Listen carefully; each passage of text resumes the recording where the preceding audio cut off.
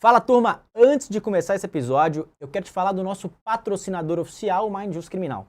Nós temos um ecossistema de criminalistas que busca resultado através de 5 ferramentas. Uma advocacia técnica, uma advocacia bem relacionada, uma advocacia atualizada, combativa e atenta às cortes superiores. Se esses 5 valores fazem sentido para você e se efetivamente você busca uma advocacia de resultado e excelência, recomendo que clique no link da descrição desse vídeo e venha caminhar conosco. Vamos para cima.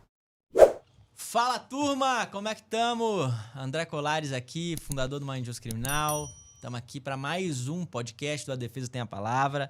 Hoje estou com um cara especial aqui, eu tô com um livro e com um caderno aqui com o currículo dele. Então, em 2 telas. Quem que é esse cara? Vou dizer, ó. Doutor e mestre em Direito pelo IDP. Advogado criminalista, atualmente sócio do escritório Bruno Espinheira Lemos e Quintieri Advogados. Professor do programa de pós-graduação do CEUB, famosa universidade aqui de Brasília. Foi consultor jurídico do programa Plenário em Pauta da Rádio Justiça entre os anos 2017 e 2019. Foi vice-presidente da Comissão de Reformas Criminais da Ordem dos Advogados do Brasil, seccional, Distrito Federal, no biênio 19-21. Mas agora, o que é mais legal, esse cara, esse fera, que tá vindo aí da China, pô, chegou da China semana passada e já tá aqui agora falando com a gente, diretamente da China. Ele fez parte da equipe que defendeu a Dilma Rousseff no impeachment. Atuaram para Dilma em outros processos, inclusive com desfecho positivo, com resultado positivo. Atuam na Operação Faroeste, emblemática operação. Foi um dos responsáveis pelo emblemático RHC 51531 de Rondônia, inclusive tem toda uma história que envolve isso aí, nós vamos contar daqui a pouco. Conhecido também por sustentações orais e exposições marcantes em audiências públicas e julgamentos importantes no STJ e no Supremo. Vou citar aqui, ó, Juiz das Garantias, sustentação muito legal. Inclusive tem um corte dessa sustentação muito legal lá no Instagram do Mind Jus. Audiência pública que discutia a súmula 231 no STJ, recente isso, muito marcante. A DPF 779, vocês vão lembrar da legítima defesa da honra, isso deu o que falar no Supremo. Enfim, a conversa hoje promete. Tá comigo aqui, querido João, se apresenta aí, João. Fala, pessoal, vamos aqui a mais um episódio do nosso podcast Defesa Tem a Palavra. João Rezende aqui, diretor jurídico do Mind Just Criminal, e vamos conversar sobre vários pontos interessantes, né? Principalmente esses casos gigantescos aí do Vitor, que tem a bagagem gigantesca. E também outros pontos interessantes, né? Até que ele trouxe em relação à saúde mental, ansiedade, né? Temas que são relevantes para a atuação do advogado e que muitas vezes não são explorados, né? Assim, acabam aparecendo algumas conversas que a gente tem na advocacia, mas não são muito trabalhados, né? E outros pontos também, como atuação no exterior, a questão da multidisciplinariedade, né? Da atuação do criminalista, também um ponto muito relevante. Estou bem animado aí, a conversa vai ser muito boa. Vitão, seja bem-vindo, cara. Prazer ter você com a gente aqui, viu? Olá, André. Olá, João. Olá ao amigo e amiga da comunidade aqui, que exerce um importantíssimo papel, né, no aprimoramento técnico, na união da advocacia criminal de todo o país. É uma honra estar aqui com vocês. Eu espero contribuir um pouco, né, com a minha experiência, a gente poder trocar figurinhas e principalmente aprender também com vocês. Vamos lá, irmão. Primeiro passo aqui, cara, a nossa missão, Vitão, é investigar a sua trajetória. Vamos entender nessa. como você alcançou esses êxitos, esses resultados que você alcançou e vem alcançando. E de onde é que você partiu, de onde é que você saiu até chegar nesse patamar que você está agora e para onde que você está mirando, né? Porque, esse cara jovem, só o começo, o negócio está começando ainda. Então, meu irmão, queria começar do começo, cara. Vitão, como é que foi, cara, que você entrou na advocacia criminal? Como é que as coisas começaram a surgir? Como é que foram os seus primeiros passos, velho? Conta pra gente aí. Bom, eu vou explicando, né, essa história, respondendo a pergunta, eu vou retroceder um pouquinho no Vitor de 16 anos entrando na faculdade. Porque eu acho que isso é um momento de indefinição, dúvidas e tudo mais. E eu tinha 2 opções. educação física na minha mente. Educação física, por quê? Porque sempre fui atleta. Sempre gostei de esporte. Você luta o quê mesmo? Taekwondo. Você é faixa preta, né? Faixa preta e sei correr dos outros, que é uma beleza. Assim. Eu não sou nem uma máquina mortífera, nem nada. Né? Pratico taekwondo até. A gente vai entrar aí num papo sobre saúde mental e tal. Pra manter o equilíbrio, a serenidade e tal. Mas assim, eu sempre fui atleta minha vida inteira. Nadei, joguei futebol, handebol, vôlei. O que vocês imaginarem, eu pratiquei. Eu sempre fui apaixonado por esporte. Sou aquele cara que liga a TV, se estiver passando uma disputa de curling, eu assisto. Se eu tiver um tempinho, eu assisto. Então, eu tinha, de um lado, educação física, porque ali, com 16 anos, eu pensava, tem uma conexão, né? Ali, com o que eu gosto e tal, acho que eu posso, sei lá. Eu tinha dúvida se eu ia ser atleta de alguma coisa, se eu gostaria de me profissionalizar em algo ou não. E do outro lado, o curso de Direito. Por quê? Porque eu queria entender muito do que os meus familiares conversavam. Nas mesas, né, de jantar, almoço, eles conversavam sobre assuntos sérios. Eu achava aquilo fantástico, eu não entendia nada. Tem alguém da família que é da área jurídica? Tem sim. A minha mãe, né, a quem eu devo tudo, ela foi servidora pública, procuradora do Distrito Federal. Então, assim, era alguém que, poxa, conhecia, né, de direito pra caramba. Eu lembro dela estudando pra concurso, eu pequenininho, 3 anos de idade, 4 anos de idade, eu deitado com ela e ela ouvindo os CDs, né, porque na época era CD gravado, Constituição, e eu lá, deitado. O pessoal brinca, você começou o seu estudo sobre direito desde ali, né? Eu falei, acho que não, mas enfim, ela é um grande exemplo, assim. Inclusive, mãe, um beijo pra senhora, eu te amo. E aí eu tinha essa dúvida, né? Direito ou educação física? E aí, o que o jovem faz? Muitas vezes ele pergunta para outras pessoas o que elas acham. E a maioria das pessoas falava, Vitor, vai pro direito, vai pro direito, vai pro direito, vai pro direito. E eu olhei e falei assim, cara, vou pro direito.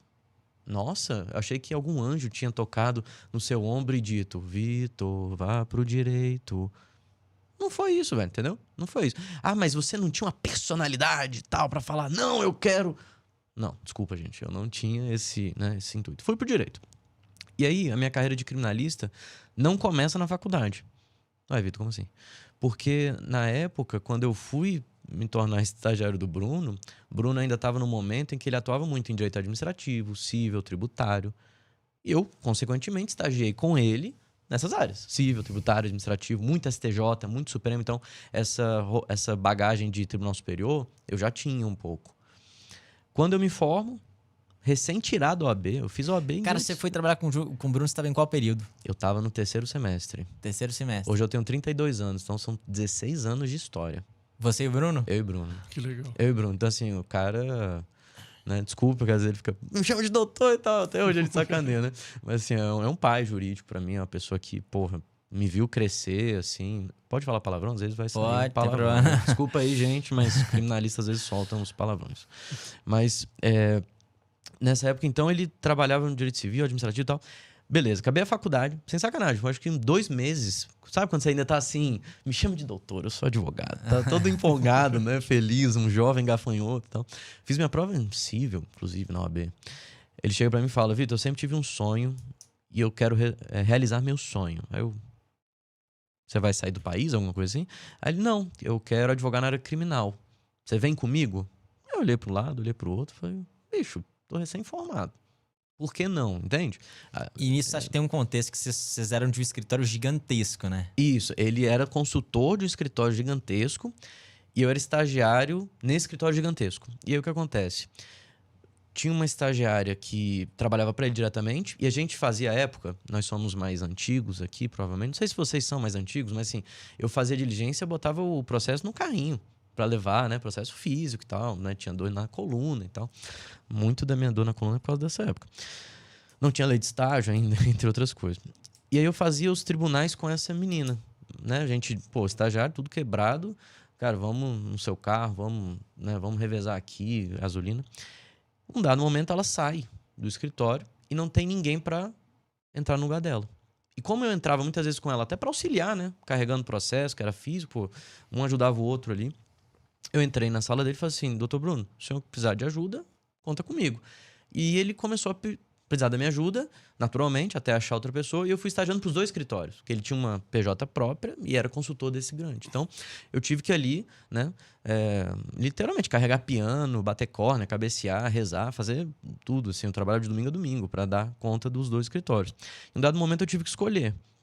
E aí, ou eu seguia para uma carreira corporativa, que era escritório maior, ou eu seguia com o Bruno.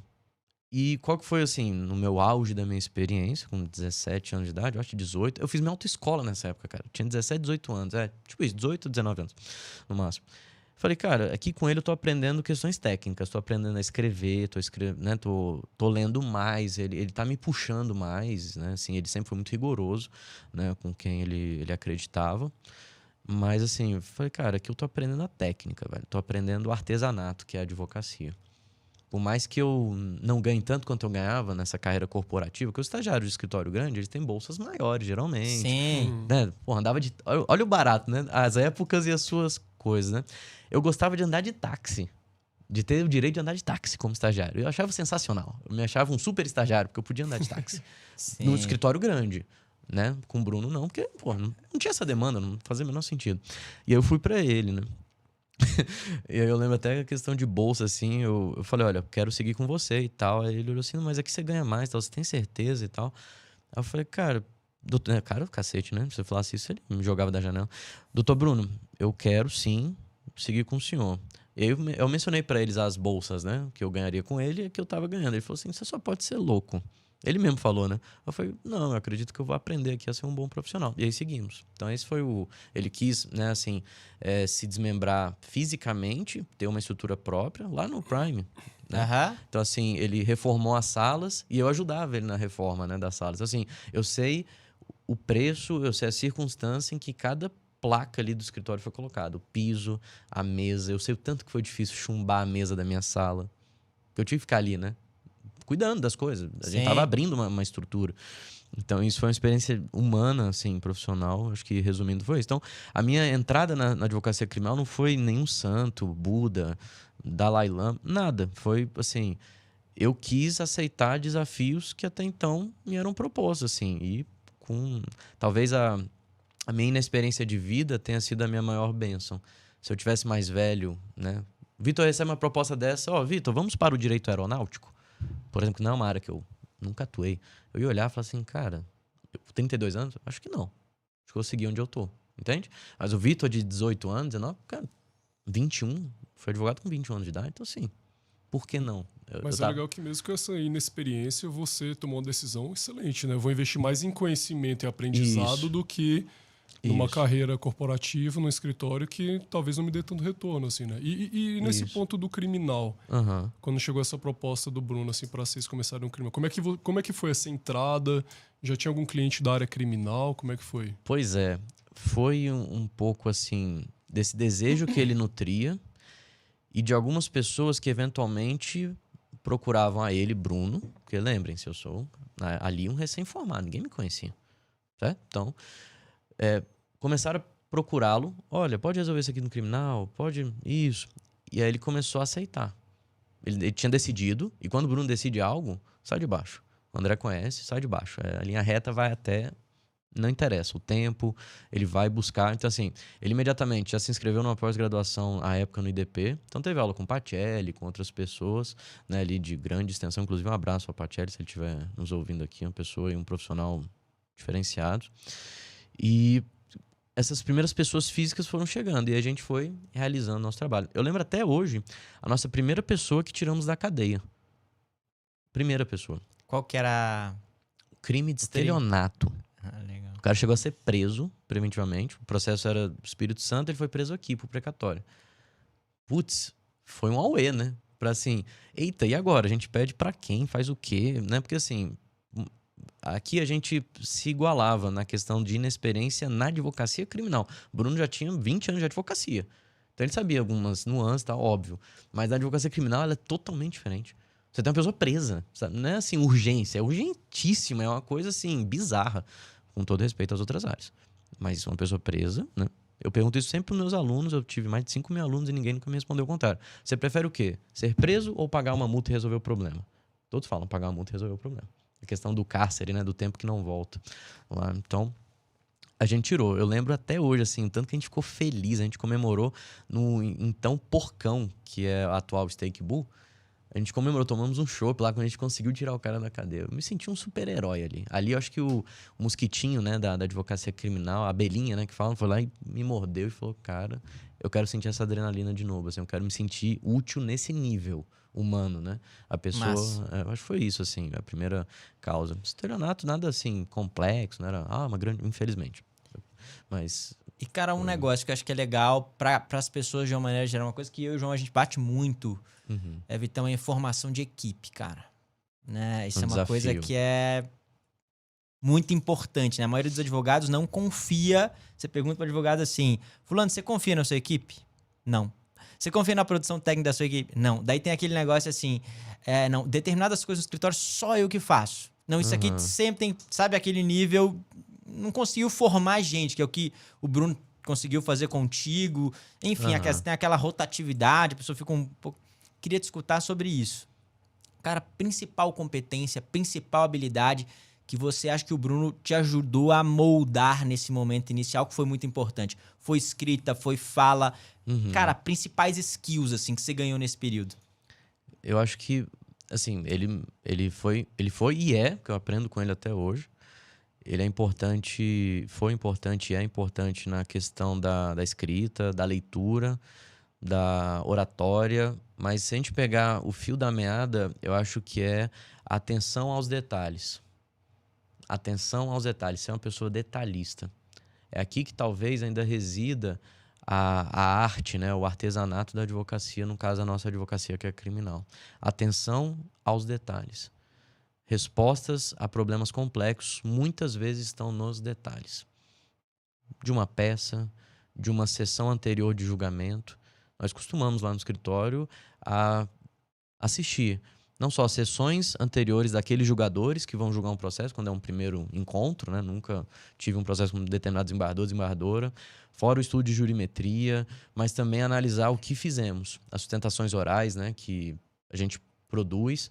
A gente olha e fala assim, olha, isso aqui foi bacana, isso aqui nem tanto, sempre tem algo a melhorar. E a atenção aos detalhes nos faz ter também uma questão de humildade, no sentido de... São coisas que eu aprendi com ele, né? De, olha, sempre tem algo a melhorar, sempre. Não existe um fim do caminho. Existe um caminhar e esse apego, essa dedicação, isso vai te dar constância, essa disciplina, que é difícil pra cacete.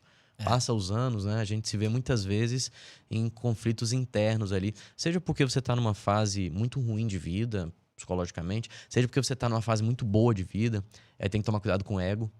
Entende? Então, assim, você manter assim, a constância. Ó, isso aqui foi muito bom, passou, amanhã a gente volta a trabalhar. Isso aqui foi muito ruim, não foi o que a gente esperava. Porque quem não perdeu uma decisão na vida tá mentindo, não advoga. Vamos buscar agora. Entendeu? Então, assim, como? Atenção aos detalhes. A própria Faroeste, outras operações, né? Que, pô, tem operações que a gente advoga há 10 anos. É uma maratona, é um teste de resistência contínuo, assim, em cada detalhe, em cada etapa, Acho que isso foi o que eu mais aprendi com ele, assim, esse apego aos detalhes. Cara, na escrita, tem alguma coisa assim que você fala, cara, isso aqui é o erro que eu mais vejo ali na verdade, é o ponto que eu mais busco aprimorar no time do escritório, ou que a gente mais trabalhou. Na escrita, tem alguma questão que você acha que vale a pena comentar? Cara, eu me filio aqui ao Alexandre, né, Moraes da Rosa, fica inclusive meu abraço a ele. Eu sou um adepto ao encerramento, à finalização do juridiquês, né? Nas peças. Acho que, assim, tem escritas e, poxa, a gente também tem que ter empatia, principalmente quando a gente lê peças e manifestações, né? De um estagiário, alguém que está em formação e muitas vezes quer, assim, mostrar um conhecimento escrevendo como se estivéssemos em 1500, 1600.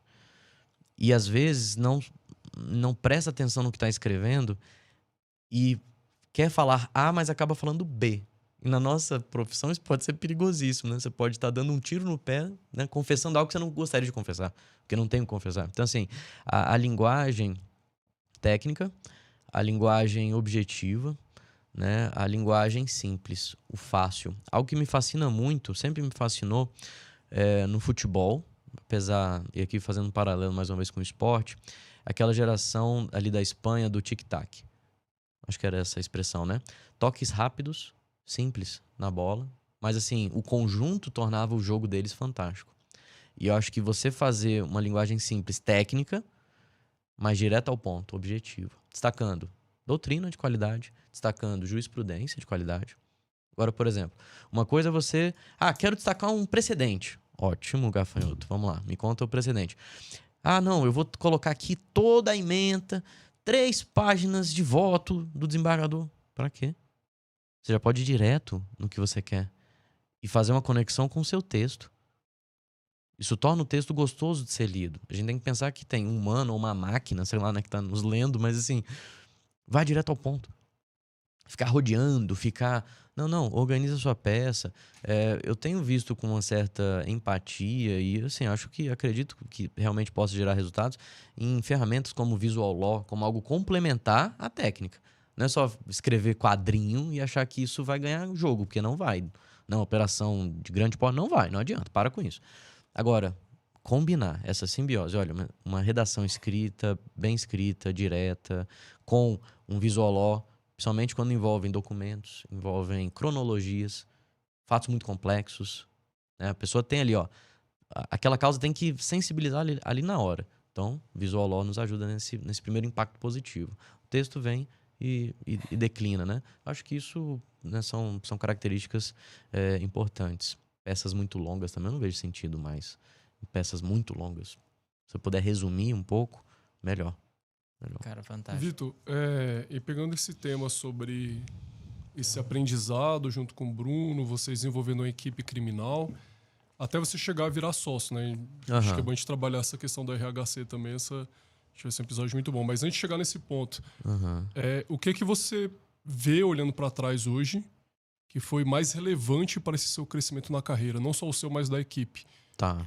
Assim, o que você investiria recomendando para um jovem advogado, cresça nesse ponto, porque esse ponto foi essencial para mim e para o meu crescimento? Bom, cara, essa pergunta é profunda e é excelente. João, todas, né? Até aqui. Bom, algo que eu tenho que comentar sobre a minha equipe. Isso que eu já respondi algumas perguntas a título de consultoria, em sala de aula, entre colegas mesmo. Por exemplo, Vitor, eu só quero trabalhar com pessoas iguais a mim. Em tudo. Temperamento, gênio, time de futebol. Né? Tinha um colega uma vez que falou assim, eu não aceito trabalhar, sei lá, com vascaíno. Ele era flamenguista. Mas você tá me perguntando, cara, eu sou vascaíno. Ele, você é vascaíno? Eu falei, sou vascaíno, né, assim, mais discreto, mas eu sou, viu como entrou em contradição? Né, mas assim, brincadeiras à parte, acho que algo que é muito importante destacar para as pessoas não tenham medo nem receio de atuar com pessoas que vejam o mundo de forma diferente. Tenham perspectivas diferentes e até, assim, modo de ser diferente do seu. Um exemplo, meu e Bruno. Bruno tem um temperamento, uma força, né? Assim, ele é uma pessoa incisiva, ele é uma pessoa, sabe, que emociona ao falar e tal. Eu já vi gente na plateia chorar, aplaudir depois da tentação do cara.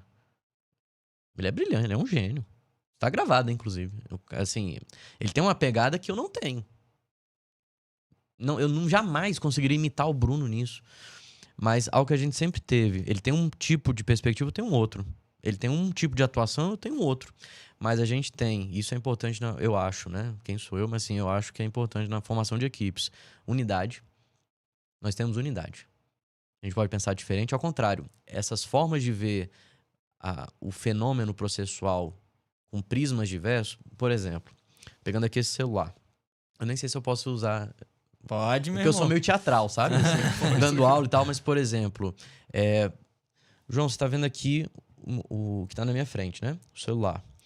Você consegue me afirmar a cor da capa aqui que você vê? Sim. Sim. Você consegue me afirmar se eu tenho uma capa aqui do outro lado? Não. Não consegue, né? É mais ou menos o que a gente faz no escritório de advocacia. O Bruno tem uma perspectiva, eu tenho outra.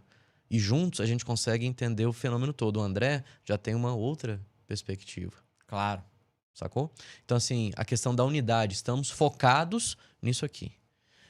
Mas cada um tem um ponto de vista. Não, vamos tentar conversar, dialogar e construir uma terceira resposta. Que às vezes não tem nada a ver com a nossa visão inicial, sacou? Sim. Nada a ver.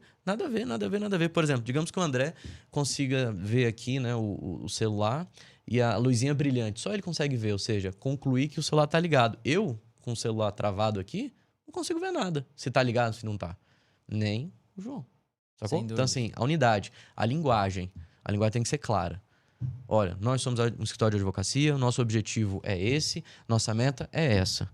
Pensamos diferentes, mas vamos construir respostas juntos. E valores. Integridade, perseverança, são valores. Isso pra gente é inegociável. Propostas indecentes já vieram lá no escritório, foram prontamente recusadas, inclusive.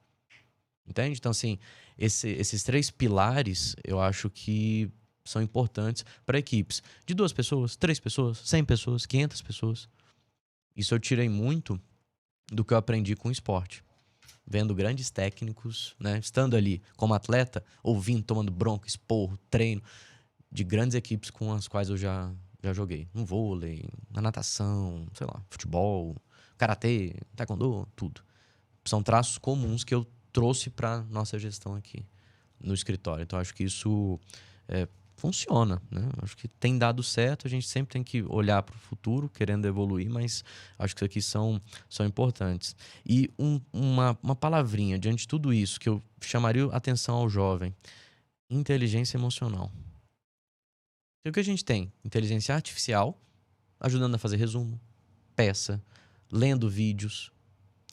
Mas como que a gente vai controlar fatores exógenos, como, por exemplo, ansiedade do cliente, da família do cliente, da sua família, quando você escolhe ser um advogado criminalista? Como você recebe esses fatores externos de pressão? Como você lida com as suas pressões internas? Porque cada um de nós tem. Pode até a pessoa falar, não tenho. Você está mentindo, ou você ainda não se conhece o suficiente. Mas todo mundo tem uma pressão, interna. Como lidar com isso? Então, eu acho que ferramentas como inteligência emocional voltam ao esporte. No esporte, E né, aqui, cara, sobre isso aí, como é que você faz pra cuidar da sua... Pra gerenciar suas emoções? Eu sei que você fez uma maratona agora, mas quando a gente se conheceu, você não tava tão atleta assim. Você até veio numa linha de emagrecimento. O Bruno também, eu vi que deu uma secada, tá fino.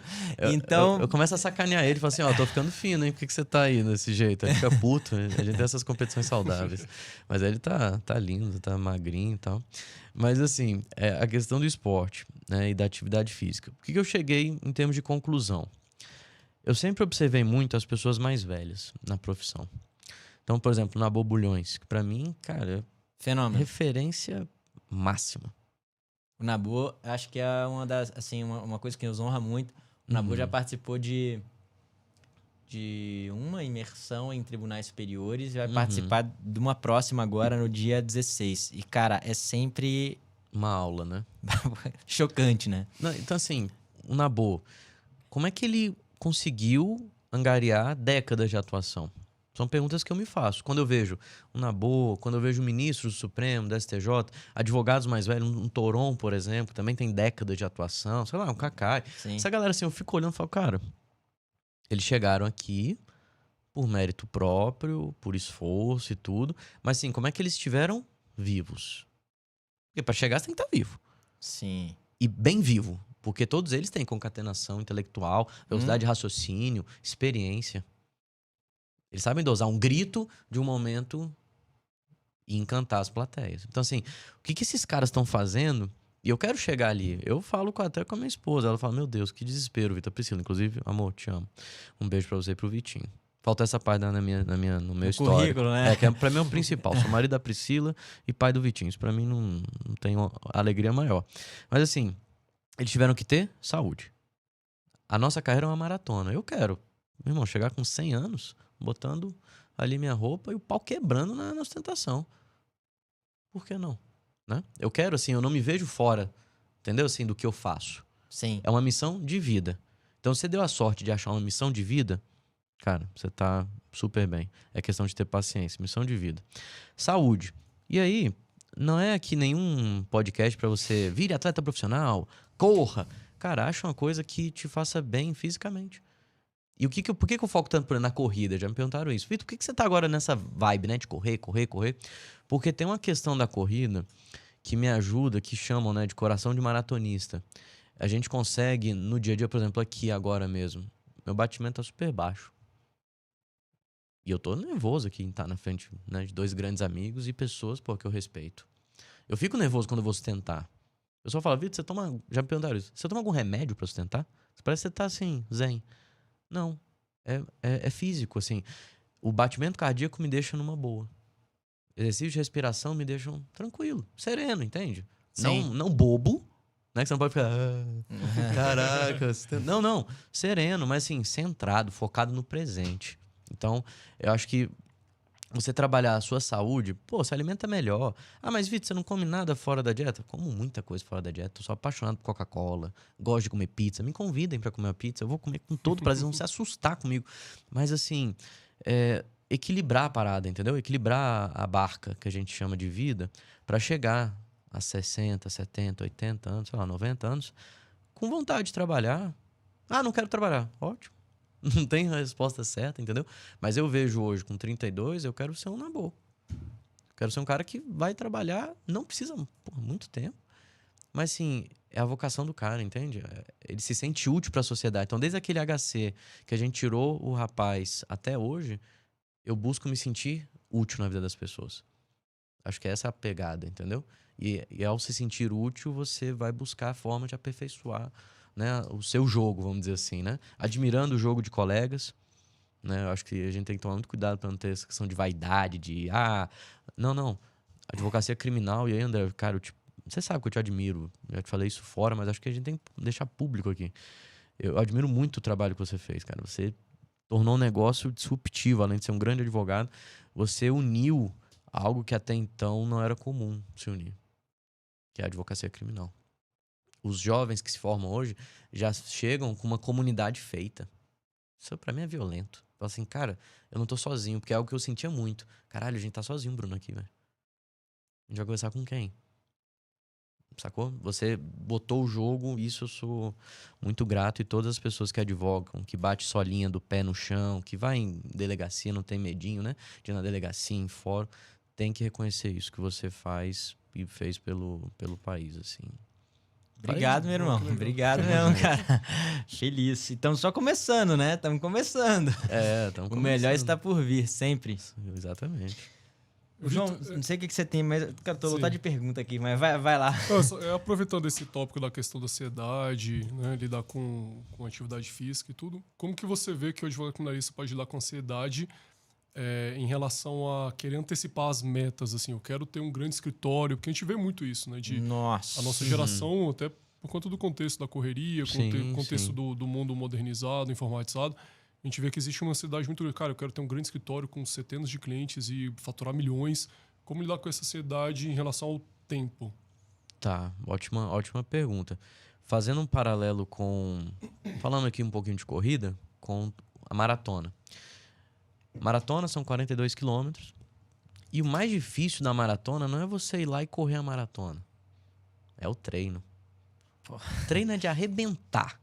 Cara. O treino, eu lembro, isso assim, não tenho vergonha, sabe? Já saí dessa fase de ter, nossa, ele chora, assim. Teve um treino que eu fiz num desses feriados, foram 32 quilômetros correndo sozinho, velho, na rua. Nossa. Eu cheguei em casa, eu chorei, velho. Porque assim, eu falei, cara, eu corro a maratona, sacou? O treino é brutal. É agressivo mesmo. Não, é agressivo, é uma Eu tô coisa treinando assim. pra maratona, vai acontecer em novembro agora. Isso que eu falar, você tá treinando bem, né? Cara, É aqui de pesadíssimo. Brasília? Não, vai ser em Curitiba. Curitiba. Cara, o treino é brutal. Agressivo. É agressivo, tá? Você sai assim, mexe com o teu psicológico, te faz pensar em várias coisas, porque a sua cabeça começa a te blindar, né? Assim, começa a te bater. Assim, seu corpo ele vai falar, André, João, Vitor, parem. Não, vai te trazer uma lembrança fodida. Sim. Que vai te minar. Aí você tem que olhar e falar assim, você quer minar? Vou dar um passo mais forte agora. E aí você fica nessa briga interna, tá vendo? É uma briga interna. É, exatamente. Mas quando você pega você muda a chave. Uma pessoa, né? Mas voltando. Ansiedade, a gente tá na era de que... Opa, estalei o dedo, apareceu, sei lá, um cachorro aqui. Não sei o quê. É só rápido e a gente vai resolver as coisas, né? Vamos ter um escritório. E eu acho que a internet, ela tá potencializando coisas que não fazem muito sentido dentro de características humanas. O ser humano se compara. Todos nós. E não é errado. É uma questão de sobrevivência. Se você estiver muito fora da tua realidade, você pode acabar não se encaixando mais nela. Que pode ser muito ruim. É um mecanismo de sobrevivência que a gente tem. Já pensou eu chegar aqui de fantasia de Pac-Man? Vocês iam olhar e falar assim, caralho, o que o Vitor tomou, velho? Eu estaria muito discrepante daqui, né? Mas não, estamos Sim. de terno, gravata. Então, assim, a gente se compara, a gente olha, a gente observa, fala assim, cara, beleza. Agora, a internet, ela potencializa esse fenômeno da ansiedade e da comparação. Você olha uma parte de uma história de alguém e fala assim, caralho, foi rápido a história daquela pessoa. Já disseram isso pra mim. Vitor, sua história foi muito rápida. Formou com 21, com, sei lá, 24, 25, você já era reconhecido. Foi muito rápido, mas as pessoas não tiveram nos meus bastidores, né? A gente só vê um pouco do palco das pessoas. Não é nem de sacanagem, a pessoa não tá querendo ser malvada, mas você não vai mostrar assim, olha, oi, estou aqui, estou me fudendo numa delegacia, me deram 2 ordens de prisão aqui, voz de prisão. Você não vai fazer isso, velho.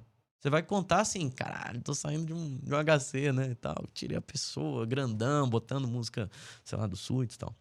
Então essa questão da comparação, evitar a comparação. Segundo, o foco, eu entendi a questão aqui, pô, só maluco, velho. Ah, não quero ter um escritório grande, não quero ter um escritório que fature milhões. O cacete, todo mundo quer, né? Eu acho. Né? Se alguém não tiver, por favor, fica na sua. Não vai mandar mensagem pra mim, não. Brincadeira, pode mandar mensagem lá no Instagram. Me falando sobre isso. Mas assim, eu acho que o foco do jovem foi o que eu fiz. Reputação. O foco tem que ser reputação. Sua reputação é boa? Você tá ganhando autoridade naquilo que você tá fazendo? Se sim, cara, o faturamento, os clientes, a sua projeção profissional, ela vai ocorrer. E às vezes vai ocorrer de um jeito que você jamais imaginou e vai ser muito legal. Porque o que a gente consegue fazer através de antever o futuro eu quero ter isso aqui, um escritório, sei lá, 6 pessoas, 10 pessoas faturando milhões. Mas às vezes você desenvolve a tua carreira num plano que você primeiro não vai precisar desse escritório gigante. Você vai ter consolidado uma reputação e vai ser realizado pra caramba além de financeiramente. Somos capitalistas, beleza? Então, assim, eu acho que isso é um ponto. Um outro ponto, ansiedades, por exemplo, de processo. Porra, velho, tô ansioso com a vida de alguém, né? Você tem que ter um mínimo de empatia pra você ser advogado criminalista. Tentar antever os cenários processuais. Foi preso, não consegui tirar aqui agora, o que eu vou fazer? Tal coisa. Ah, não consegui fazer, tal coisa. Há espaço para conversar com o Ministério Público, com o juiz? É um caso, por exemplo, que eu vou brigar até o final, pela absolvição só que interessa, ou não, vou poder fazer um negócio processual? Temos vários na legislação. Então, esse cenário mapeado, tecnicamente ajuda assim, a ficar mais cool down, assim, né? Calm down. Fala assim, calma. Se isso der errado, eu tenho uma rota. O que dá desespero é quando assim, vou fazer uma revogação aqui de... Eu acreditava muito nisso, né? Quando eu era iniciante. Fazer um pedido aqui brutal de revogação de prisão e tal, vai sair na primeira instância. Porra. A gente nem advoga junto, né? Assim, nas causas. Mas eu tenho certeza que muitas vezes os nossos pedidos são negados, né? Na maioria, né? Na maioria, né? Porque o juiz, não é maldade do juiz. Um abraço para todo juiz do Brasil, inclusive. Mas assim, eles já formaram um convencimento inicial. Sacou? Eles já tiveram segurança que aquele momento tem que prender. Pronto, beleza. Então, assim, quando você não sabe ou você tem uma falsa crença, cara, isso te destrói. Te afunda emocionalmente e influencia tecnicamente. Então, você antevê os cenários, assim, mapear mesmo. Eu falo muito isso para os meus alunos, inclusive. Olha, mapeia as situações, o inquérito, como é que tá o inquérito? Qual crime? É hediondo, não é hediondo? A pessoa tá presa preventivamente? Não tá? E aí já vai mapeando questões até de, por exemplo, dosimetria da pena. Porque muitas vezes você tira a pessoa da cadeia, porque, cara, vamos lá, desembargadores, ministros, vamos refletir um pouco aqui. Nós temos um processo que, se tudo der errado, o cara vai pegar um aberto. E tá numa prisão fechada, foi uma das lógicas, né? Lógicas que a gente usou na Faroeste. Tá ficando tanto tempo preso que já não tá mais fazendo sentido. Fora a questão da cautelaridade, fora outras questões, entendeu? Então... Pô, excelente, Lambão, que você deu um roteiro aí de como trabalhar a mentalidade, trazendo aqui até a experiência do esporte, né? Sim. E eu acho muito legal que isso vai muito, assim, eu concordo plenamente e vai muito com a minha linha de pensamento no sentido de que o jogo da advocacia criminal é do longo prazo, sabe? É do longo prazo, assim, tipo, a gente tem que pensar, claro que não trabalhar de forma lenta mas assim, se a gente ficar pensando, cara, tipo, ano que vem eu quero estar com centenas de clientes, não vai acontecer. A autoridade, ela se constrói com o tempo, é realmente uma semente que você planta que demora ali para florir, mas quando começa a florir, quando você tem autoridade, vem aqui assim, os frutos vêm de forma abundante, né? E aí, trazendo esse ponto, Eu queria trabalhar dessas sementes aí que floresceram, que é a questão da RHC 51531 de Rondônia. Tá. Se puder contar essa história aí de como que foi esse trabalho árduo e que fruto que Sim. trouxe, né, em relação à sua carreira, em relação à sociedade. Não, vamos lá. Vou contar, assim, o objeto, né? Assim, do que se tratava. E aí, a história por trás, né, desse RHC. Tecnicamente falando, o WhatsApp, ele surgiu ali por volta de 2013, 14... 12 a 14 ali, começou a ser usado, né? Tava no final da graduação, nessa época. E aí, ele muda a atmosfera da comunicação, porque não só a questão da comunicação instantânea, que até então já existia no SMS, BBMs, né, do BlackBerry e tal, mas a questão assim, de você mandar fotos, vídeos, começou a ligação de voz direta, começaram várias questões de formar grupos para conversar, conversas privadas, então assim, mudou a dinâmica social. O WhatsApp foi um aplicativo que mudou a dinâmica social. E aí, um dado caso, já usando o WhatsApp, um determinado cliente, ele foi preso. E nessa prisão, o que aconteceu? Os policiais procederam ao exame do celular dele. E aí, examinaram o WhatsApp dele. Fizemos um pedido para que fosse reconhecida a nulidade dessa diligência, porque entendíamos que tinha que haver uma autorização judicial, porque existiam direitos fundamentais envolvidos ali no jogo. Eu lembro que eu estava fazendo mestrado ali na época, muito constitucional na veia, muito direito fundamental, estava assim, com a base, né, assim, girando ali na minha cabeça nesse sentido. Perdemos na primeira instância, perdemos na segunda instância, normal. Fomos ao STJ através de um recurso ordinário habeas corpus, em que o nosso pleito era declaração de nulidade, porque entendíamos que tinha que ter existido uma adesão judicial. Qual que é o escopo? O que era usado como argumento contrário à nossa tese? Que, assim como ocorre nas interceptações telefônicas, né, na Lei 9296, o mesmo deveria ser usado aqui, porque o WhatsApp seria uma forma de SMS. Então, aquela questão de, na verdade, você só está tendo acesso a um registro estático. E não é bem assim. Então, eu tive que estudar informática, vamos resumir, né? Tive que estudar tecnologia, tive que estudar, afinal, o que seria o WhatsApp? Eu cheguei à conclusão, chegamos à conclusão, o STJ também, de que estamos diante de um mecanismo de comunicação multifacetário, em que supostos criminosos, sejam eles homicidas, traficantes, enfim, se quiserem, né? Tem gente que gosta de taxar as pessoas assim, eu acho horrível, mas essas pessoas, elas têm grupos ou comunicações ilícitas, tem, mas ela também tem outros contatos com a família, com o namorado, namorada, com o grupo da igreja. E a partir do momento que você invade o WhatsApp da pessoa, você tem que prestar atenção, porque não é só a intimidade daquela pessoa, daquele grupo criminoso. Você está invadindo a intimidade da mãe do cara. Você está invadindo a intimidade da amante do cara, do amante, sei lá, do vizinho. Então, o Poder Judiciário serve como nada mais, nada menos do que um filtro. Essa foi a questão de fundo. Que o STJ definiu e falou, sim, tem que ter autorização judicial. E isso criou-se uma série de precedentes que na sequência vieram. Né? Só chegou a sair informativos no STJ na época. Contexto fora da causa, que foi um pouco engraçado. Quando eu acredito numa tese, isso é um defeito que eu venho, né, tornando mais assim saudável, porque me desgasta muito emocionalmente. Mas sim, eu vou até o final, cara. Eu acredito demais, eu durmo, eu sonho. Quando eu falei, brinquei aqui que eu vou levar o caderninho, eu deixo o caderninho lá em casa, eu tô dormindo. Às vezes eu acordo na noite, com algum insight, cara, eu pego imediatamente e escrevo. Quando eu tô nesse nível de conexão com o que eu tô querendo defender. E eu tava nesse nível. E aí o Bruno, assim, na época, ele tava assim meio, porra, porque o WhatsApp era muito novo, tudo muito novo. A gente tava ainda engatinhando, né, nessa questão. Eu falei, cara, será que vai dar certo? Não sei se a gente tenta STJ e tal, pode ser uma tese que vai nos queimar. Eu falei, cara, vamos tentar, velho. Eu tô sentindo firmeza aqui. Tecnicamente, eu consigo demonstrar que é diferente. Vamos tentar e tal, vamos tentar. E ele, não sei. Aí ele se convenceu, falou, não, vamos. Eu até brinquei, falei assim, e se eu ganho? Né? Se a gente ganha assim, essa tese, se a gente fixa essa tese. Ele falou, cara, se você ganhar esse julgamento aqui, isso a gente tava já sentados para sustentação oral no STJ. Ele foi comigo. E aí ele falou, claro, antes, né? Não foi uma coisa que ele falou assim, Vitor, vai lá sustentar. Não, ele falou antes, né? Mas lá na hora ele falou assim, Vitor, tá aqui, vai lá, sustenta, boa sustentação.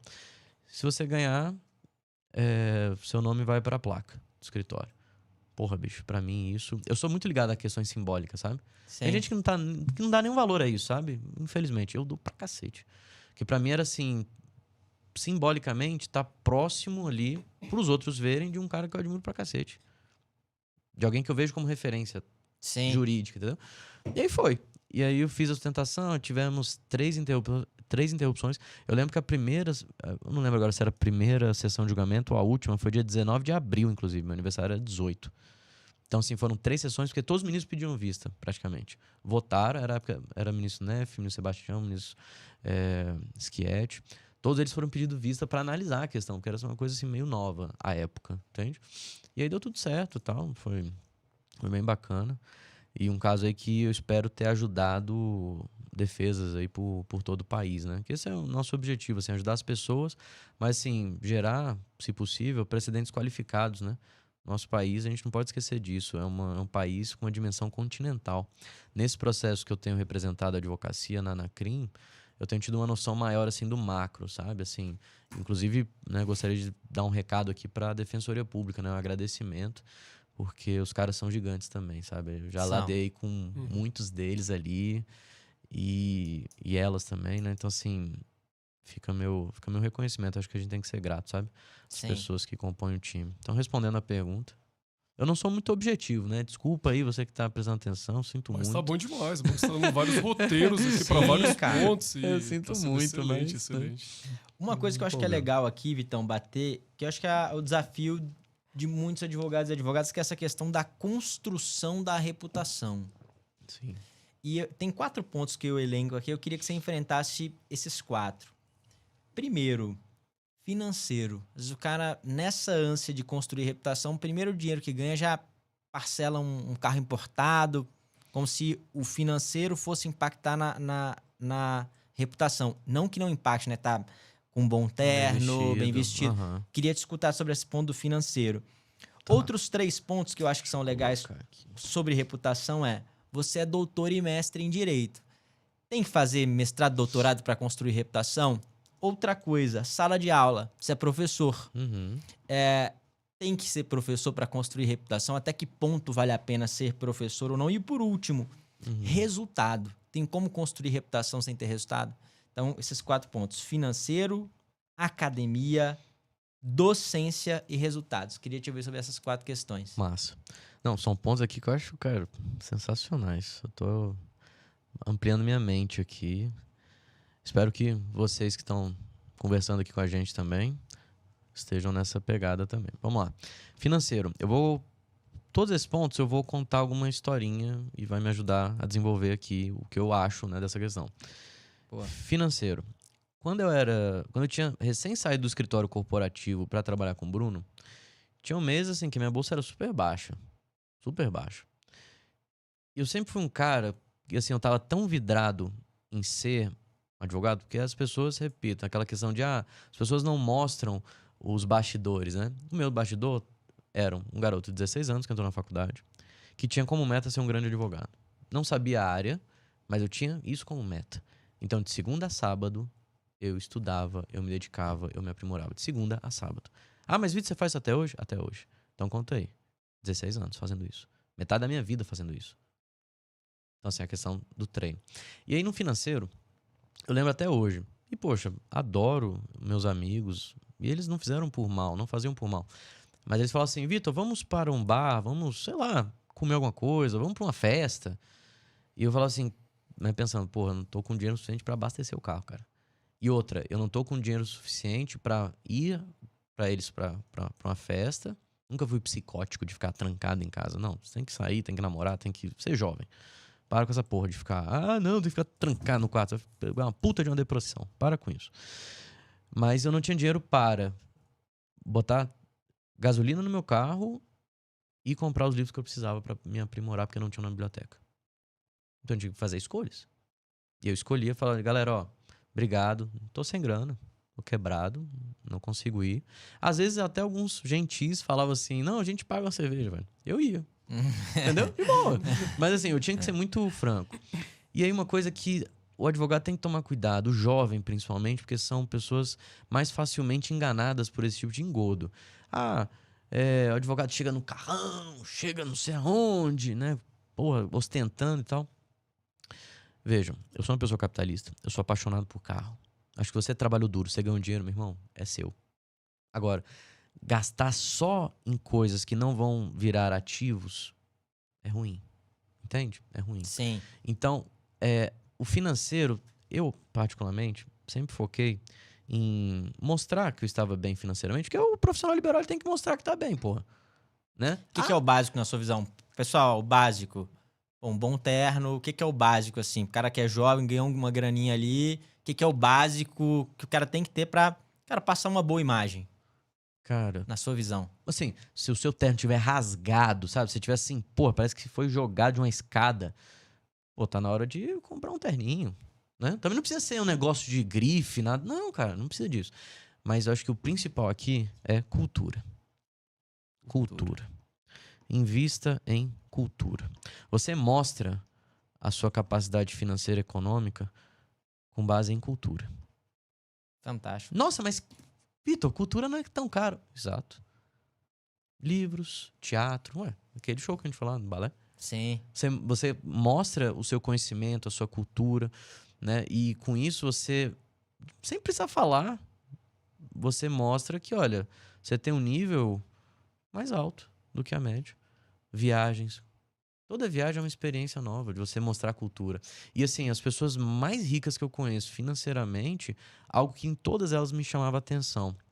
Eles tinham carros legais, casas. Claro, porra, é dinheiro deles. Isso não é errado. Vamos parar de demonizar isso também.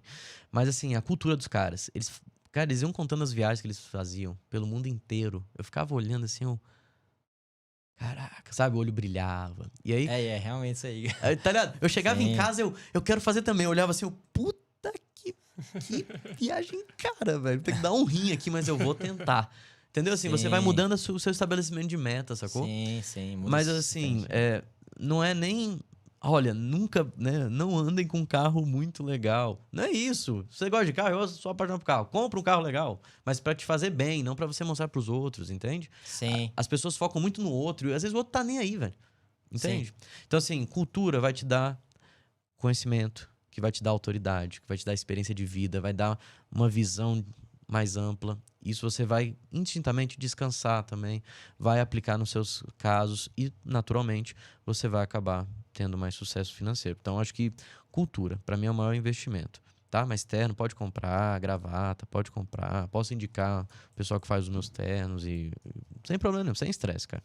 Mas também não vai chegar com uma roupa rasgada. Beleza? Acho que Cara, não é a questão de básico. valor, né, cara? Tá assiado ali, né? Pô, tá com a camisa passada. Pô, tá seu terninho ali, é baratinho, pagou lá quinhentão, seiscentão, mas tá ajustadinho. Vai na costureira lá, pede ela pra ajustar, pra não ficar ajustadinho. Claro, assim, é melhor você ter um terno. O que eu sou muito contra, assim, a pessoa, vou ostentar aqui, vou comprar uma porra de um terno de 10 mil e não sei quantas prestações. Vou ficar com aquela porra na cabeça, precisando de novos clientes pra pagar essa desgraça. Sim. Você vai perder tua paz. Sim. E a gente trabalha com isso aqui. E até o carro, né, cara? Se o cara às vezes não tem condição de comprar um carro super sofisticado, cara, tá. Vai você acha que é melhorando. incompatível? Pô, pega um Uber, vai pro tribunal de Uber, cara. Você não precisa ir Pronto. lá. Quantas O momento vai vezes chegar. eu vou de Uber, cara? Totalmente. Porra, até hoje isso aí é o contrário. Às vezes eu quero, por exemplo, me preparar pra uma sustentação oral, tem um ponto ali que eu quero ler. Pega o Uber, velho. Pega o Uber, vou pro tribunal, cara, sem dó, a mão não cai. Totalmente. Tá ligado? Ninguém vai olhar assim, o Vitor chegou de Uber. Caralho! Não. Eu não tô nem aí se a pessoa pensa nisso, entende? Assim, você tem que...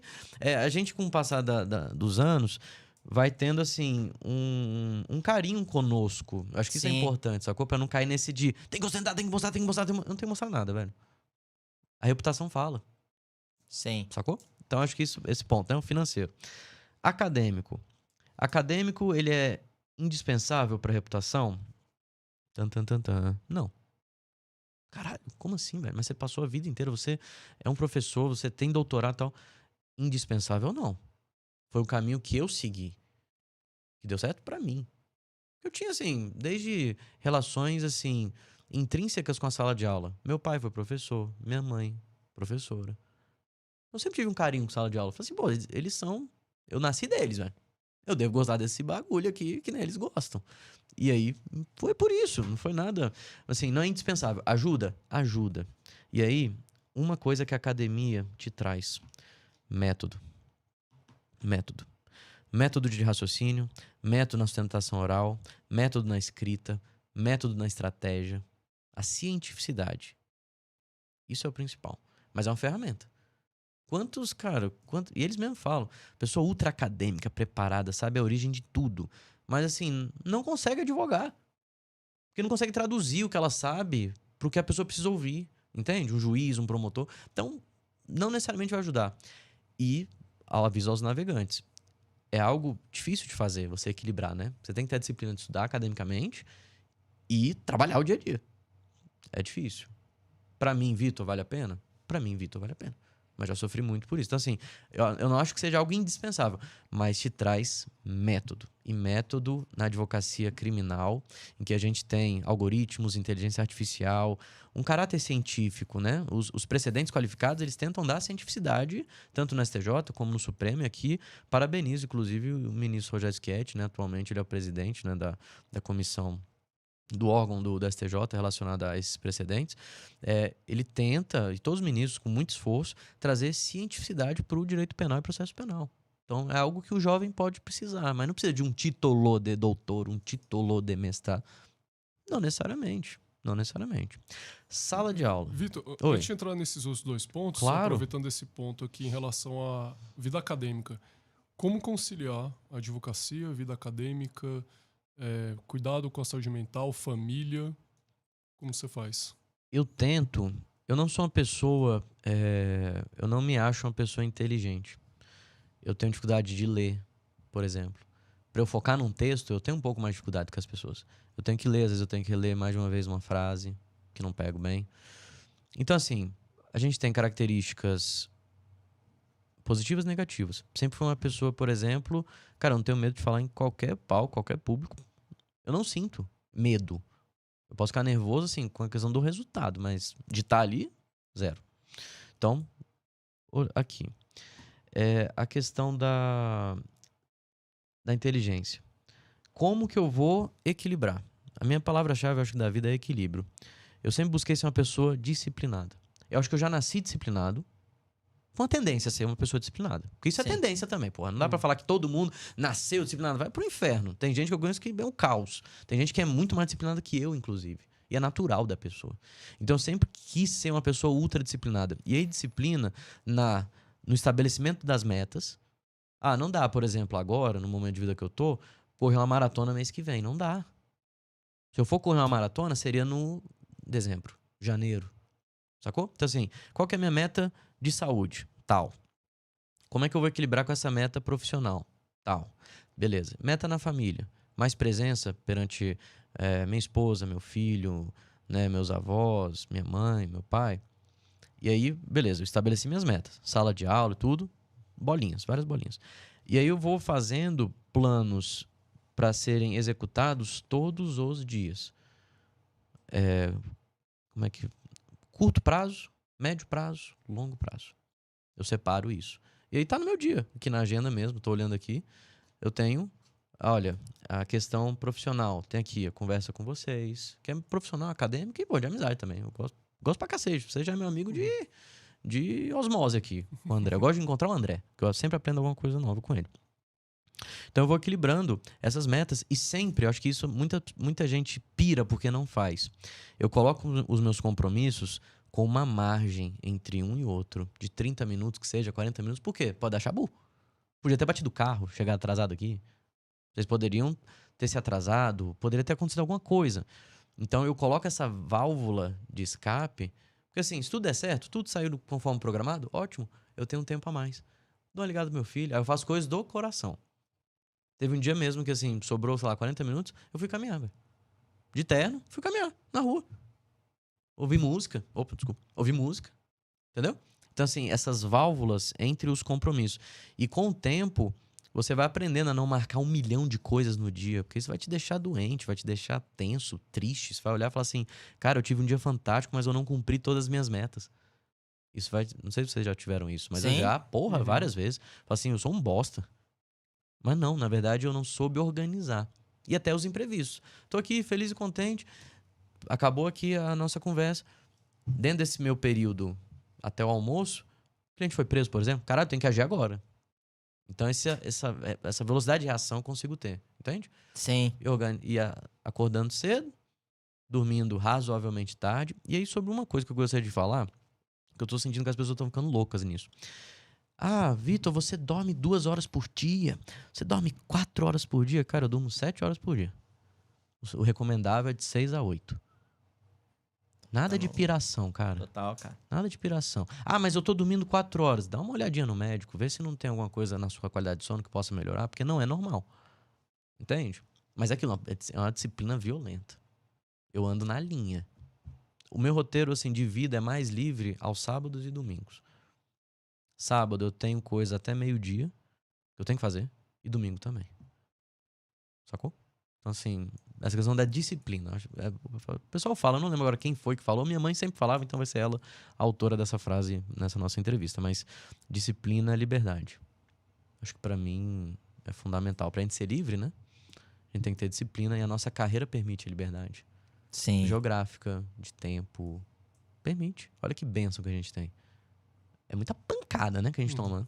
Sim. Não vai falar que é fofinho, né? Ser advogado criminalista. Uma sociedade que aponta dedo, a gente estende a mão. E às vezes dói pra cacete o braço, né? Nosso braço. Mas eu acho que é isso, disciplina. Então temos 2 pontos aqui. Sala de aula ainda. Mas antes de tudo, eu respondi. Sim, excelente, Tranquilo? excelente. Então, financeiro foi, acadêmico foi. Sala de aula. Cara, sala de aula, eu aprendo muito mais que os meus alunos. Eu aprendo sobre psicologia. Eu aprendo sobre sociologia. Eu aprendo. Tem até acho que é uma camisa muito engraçada, né? Não adianta ter diploma se não manjar do Paranauê, né? Sala de aula me ensina diariamente. Um beijo para todos os meus alunos e alunas, ex-alunos, ex-alunas, que foram aprovados, reprovados. Vocês sabem que eu não tenho nenhuma questão pessoal com isso. E eles também não, às vezes eles fazem, né, a matéria 3 vezes comigo. Eu fico super feliz, falo, pô, que legal. Né? Eles não levam pro pessoal. Eu sou só um analista ali que verifica se a pessoa tem condição de passar ou não, ponto. Não é nada pessoal, não tem mais o que fazer do que ficar caçando gente. Perseguindo, isso é demodê, isso é fora de moda. Mas a sala de aula, ela me ensinou os paranauês da vida e da profissão. Porque na sala de aula você tem lá 40 anjinhos, 50 anjinhos muitas vezes te assistindo, você conversando, e desses 50 fofinhos, gafanhotos, podem sair perguntas das mais diversas. É muito doido, né, se parar pra pensar nisso. Então assim, vou falar, sei lá, de modalidade de prisão. Cara, bicho, pode chegar com uma pergunta, não, mas como é que é na Rússia? É o direito dele, né, perguntar. Sim. E no início, eu me sentia super inseguro, porque eu vivia no mito, né, da caverna, de que, professor, cara, eu tenho que saber tudo ali, né? É minha função estar ali.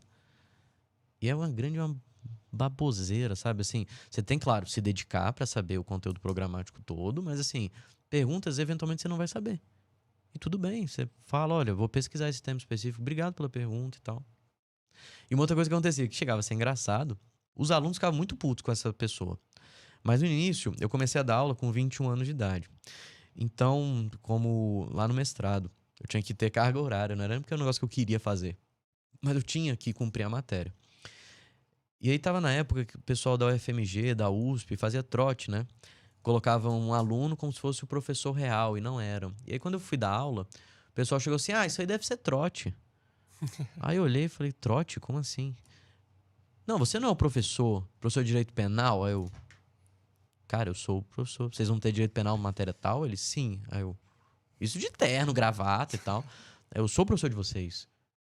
Não, como assim? Aí eu, teve uma vez que eu abri o sistema, né, da instituição. Eu falei, Nossa, essa chegou foto nesse nível. tá ali. Aí eles, nossa, professor, desculpa. Aí eu, caraca, vocês são da era da informação. Eu achei que vocês viam pelo menos a foto do cara, né? E aí o que acontecia? Esse tipo de coisa, episódio engraçado. E às vezes aluno querendo testar. E aí querendo, assim, sair do, por exemplo, minha aula é Direito Penal, Teoria do Crime. Aí começava a fazer algumas perguntas de teoria do crime, eu respondia. Aí começava a teoria da sanção penal. Beleza, né? Direito penal, ok. Processo penal, falei, tudo bem, mas já avisava, ó, não tem nada a ver com a matéria. Você deve saber, né? Burro você não é. Mas, aí respondi. Aí ia, direito tributário. Tem uma vez que perguntaram de tratado internacional sobre o espaço sideral. Eu respondi. Curiosamente eu respondi, porque em teoria da ação penal eu faço umas abordagens assim. Sim. Aí nisso os alunos, fulano, cala a boca. Ou seja, você usa Perlman, né? Eu chamo de magia do auditório, né? Mas a lógica do auditório, você pode pegar o auditório como força, né, viva e aplicá-la contra um determinado indivíduo, né? Isso faz parte também de Max Weber e ciência política e tal. Então eu usava, assim, essa raiva da pessoa contra ela mesma. Então era bem engraçado. Depois ainda passava como uma pessoa boazinha, né? Não, gente, para de xingar fulano e tal. Ele só tá em busca do conhecimento, entendeu? E aí o aluno ficava de cara, eu olhava assim pra ele, né? Dava uma risada assim. E me lembra uma frase que o Bruno, o cara que eu gosto demais, né? Ele falava e fala até hoje. O diabo, pergunta pra ele se vocês forem entrevistá-los, né? Eu acho É que na segunda que vem. segunda que vem. Então, pergunta pra ele assim: diabo é diabo, não porque é velho, mas é porque. Não, como é? Diabo não é porque é mau, é porque é velho. Ele me falava isso desde sempre. Cara, desde sempre. Eu falava, é verdade. Porque conforme a gente vai tendo experiência, esse tipo de aluno, de experiência assim, né, que vai te deixando muito puto no início, você vai assim, achando até engraçado, divertido, porque você já passou por isso, né, a experiência. Então, a sala de aula me dá essa, assim, jogo de cintura.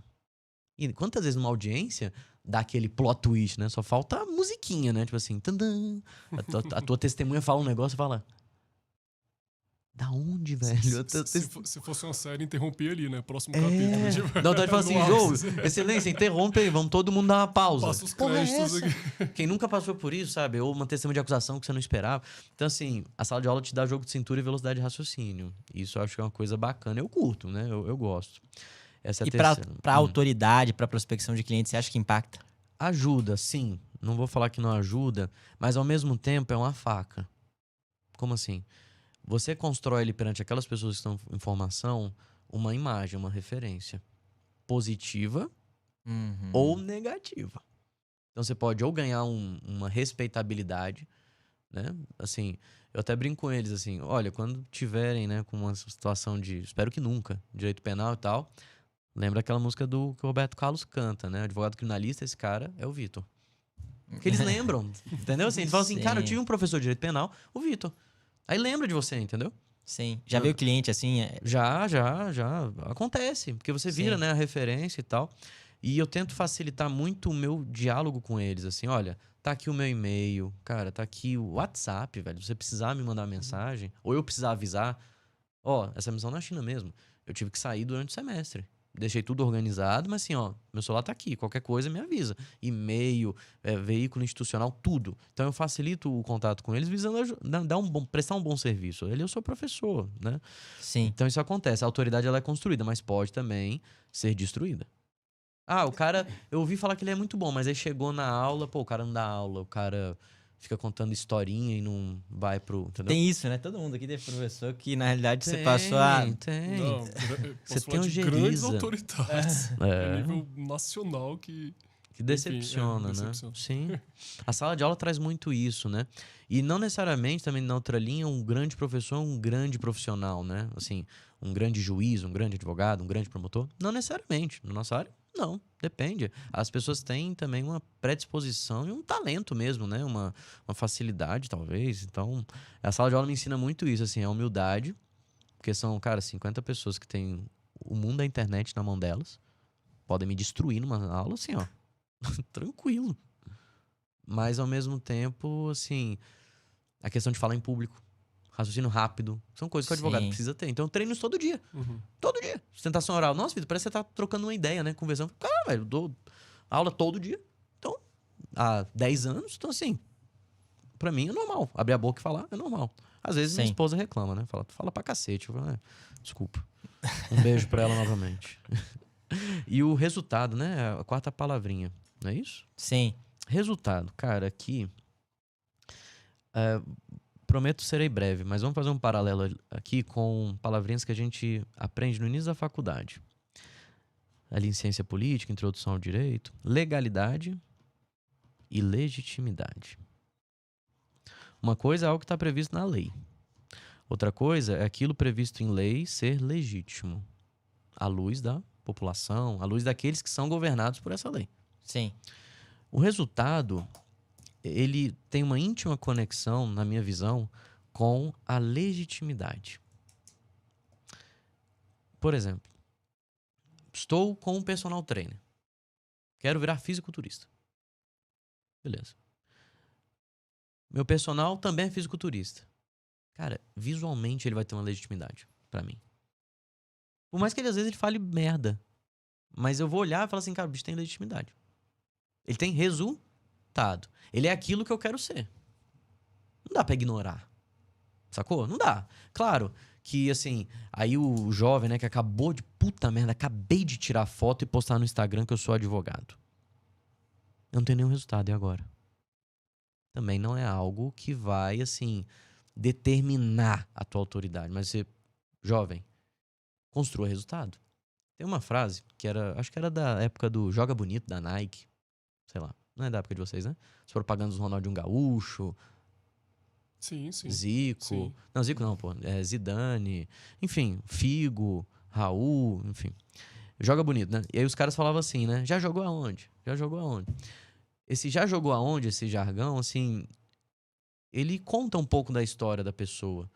Porra, o cara já jogou, no nosso caso aqui, em processos grandes, sabe? Ele pode chegar e falar, me fudi num processo grande, né? Assim, foi um processo... Porque as pessoas acham que resultado... É assim, sempre absolver pessoas em processos grandes. Isso é mentira. Você pode ter uma redução de pena significativa. Teve uma, acho que vocês fizeram um corte, uma ostentação oral que eu tirei a pessoa do regime fechado, 14 anos, foi pra 3. Sim. Porra, isso é um puta de um resultado, velho. Entende? E não é absolvição, porque o cara realmente ele fez. Entende? Então, assim, o resultado, ele faz parte da jornada, mas você também não pode ficar psicopata com o resultado. É trabalhar diariamente. Até porque muitas vezes coisas boas acontecem fora do nosso mapa. Por exemplo, eu tô esperando chegar até o STJ pra tirar o cara da cadeia. Mas, pô, o TJ foi lá, o desembargador acreditou na tese. Ó, que Sim. bacana, entende? Então, assim, o foco é trabalhar bem. O Bernardinho, eu gosto muito dele, assim, como técnico e tal, e por ser alguém que jogou vôlei também. Mas ele fala, né, assim, se apresente diariamente e dê o seu melhor. E se apresentar diariamente, eu tô nessa há 16 anos. Contando, né, desde estudante até hoje. Nossa, eu tô aqui assistindo, né, amarradão, Vitor, a sua fala, mas só tem confete até agora. Calma, eu vou contar agora um momento difícil, que eu achei foda, né, pelo menos. Eu tava no final do curso. Sobre essa importância, né, de se apresentar e fazer o melhor que você pode com base naquilo que você tem. O meu avô, ele foi uma referência paterna para mim. Pai da minha mãe. E ele faleceu numa terça-feira. Eu fui ao hospital às 11h40 da manhã. Final aqui da Asa Sul. Às 14 horas, eu me apresentei ao escritório. Eu era estagiário ainda. Era eu e o Bruno só. O próprio Bruno, e ele sempre foi um cara muito humano, tá? Não achem que foi ele que exigia isso, não tem nada a ver. É eu. Ele falou assim, Vitor, vai pra casa, cara. Eu tava com a olheira assim, ó, chorava. Eu lembro que eu fiquei com a cabeça doendo, não só do choro, mas assim, desidratado, sacou? Sim. Suava frio e tal. Foi uma coisa assim, muito brutal pra mim. Muito triste. E aí ele falou, Vitor, vai pra casa, fica uns dias, né, em casa e tal. Você tá no final do curso, tem uma prova, essas coisas. Eu falei, não, Bruno, eu preciso dar o meu melhor aqui, hoje. Trabalhei até 18. Então, assim, horário pra mim ok. Abaixo da minha média. Fui pra casa, me reconstruí e tal, chorei, né, tudo, mas fiquei muito, muito na merda. No sábado era a minha apresentação de TCC. E eu lembro que o meu orientador, o Luiz, inclusive um abraço pra ele, o cara que virou meu amigo depois. Eu ia apresentar um trabalho que a examinadora odiava e ela não concordava comigo. E ele me falou isso. Ele falou mais, assim, foi na quarta-feira que ele me disse tudo isso.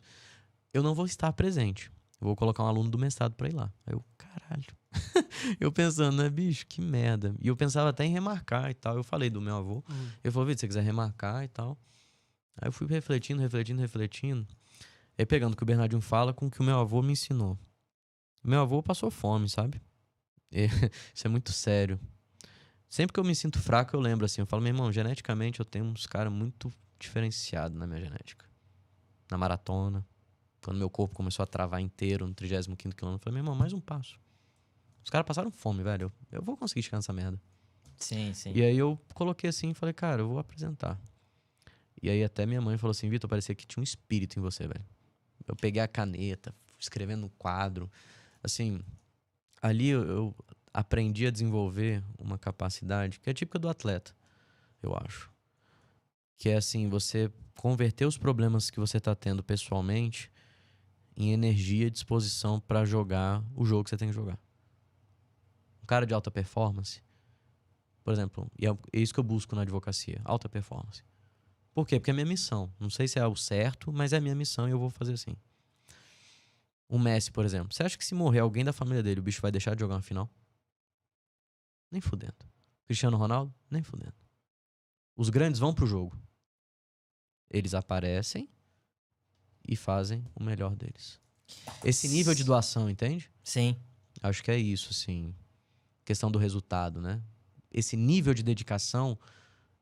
Aí pegando um gancho do Ayrton Senna. Independente da sua vida, do seu contexto, da sua história, se você tiver esses pilares muito fortes e for uma pessoa determinada, cara, uma hora chega. É não desistir, velho. Pra alguns vai ser mais rápido, pra outros vai demorar mais, mas vai chegar. Não tem como não chegar, se você não parar de plantar. E Vitão, caminhando pro final, cara, 2 questões aqui que eu acho que são importantes sobre a atuação nas cortes superiores. É uma coisa que a gente bate muito na nossa comunidade. A gente busca instruir ao máximo os advogados e advogadas a atuarem nas cortes superiores, tem imersão na comunidade, enfim, em todas as nossas iniciativas. E vocês fazem isso muito bem. E você já fez algo que eu acho que é o sonho de muitos advogados e advogadas, que é subir na tribuna do Supremo Tribunal Federal. Ali, efetivamente, além do plenário do júri, que é algo muito emblemático para o advogado, acho que subir na tribuna do Supremo é algo muito marcante, assim, né? Fazer uma sustentação oral no pleno Supremo. É uma coisa que é emblemática. E eu queria te escutar, cara, sobre 2 coisas. Primeiro, recomendações para sustentação oral. Ah, legal. Bom, recomendações para sustentação oral. Do básico, né, ao mais avançado, vamos dizer assim. Conheça o processo. E não é assim, eu conheço de ouvir dizer. Não, aprofunde. Eu brinco que você tem que ser a pessoa que mais entende aquele processo naquela sala. Como advogado, é o nosso dever. Até porque, matematicamente falando, a gente tem menos processos do que um ministro, um desembargador, um promotor. Então, conheça bem o processo.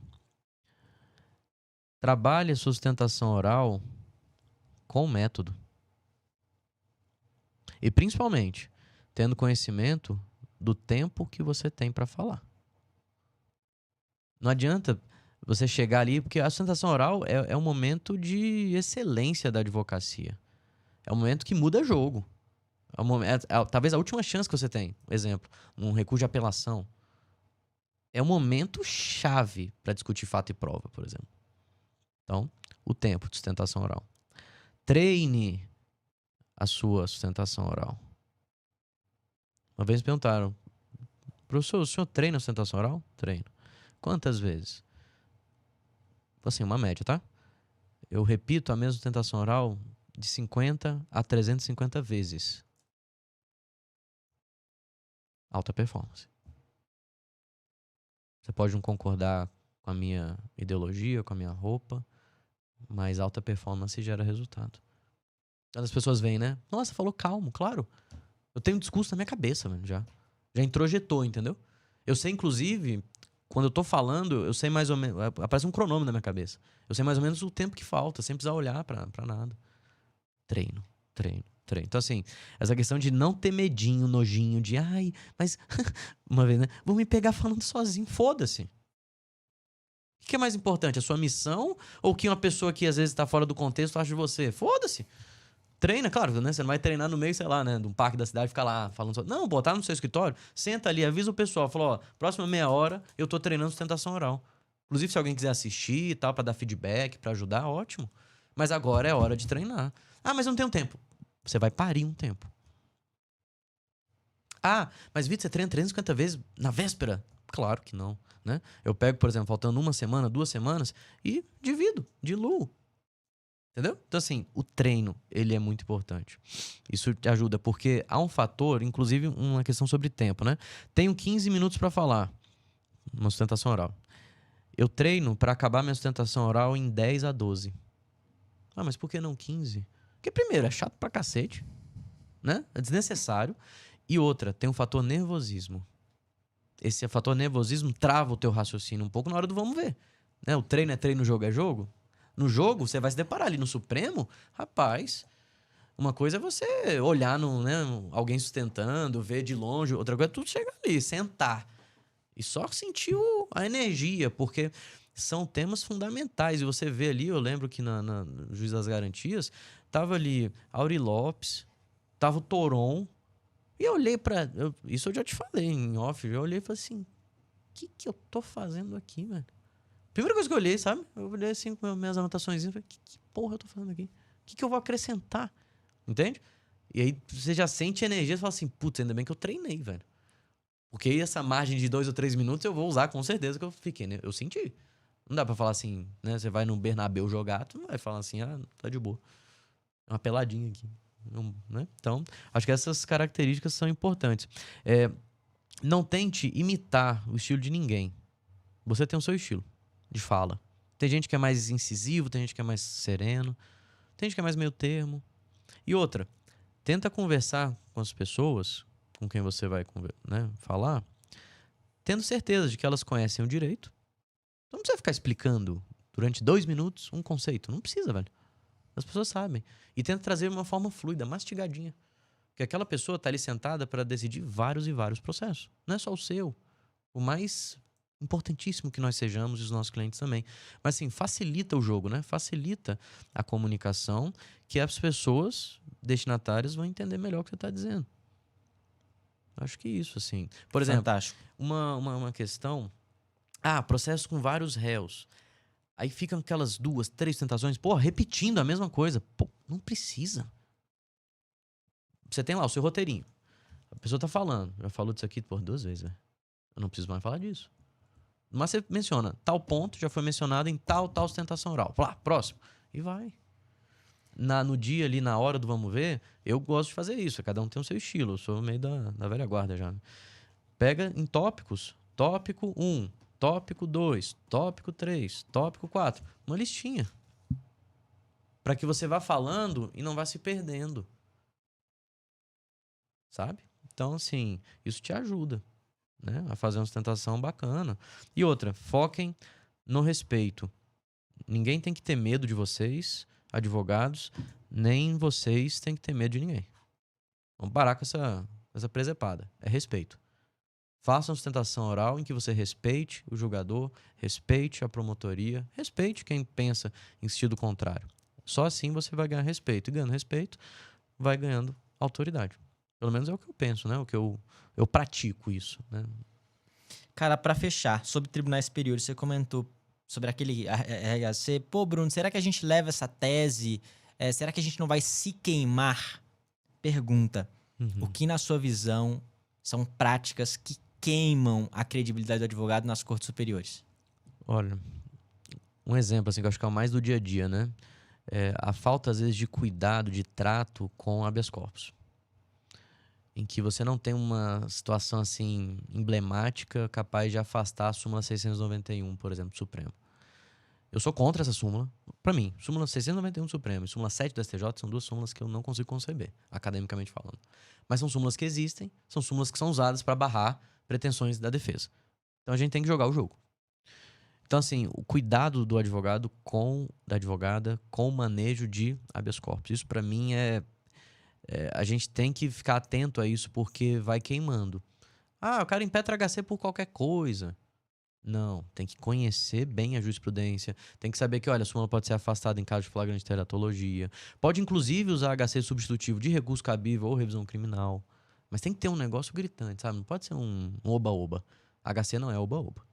Acho que esse, para mim, é o ponto. Confundir a técnica de um recurso especial com aquela de um recurso de apelação são técnicas totalmente distintas.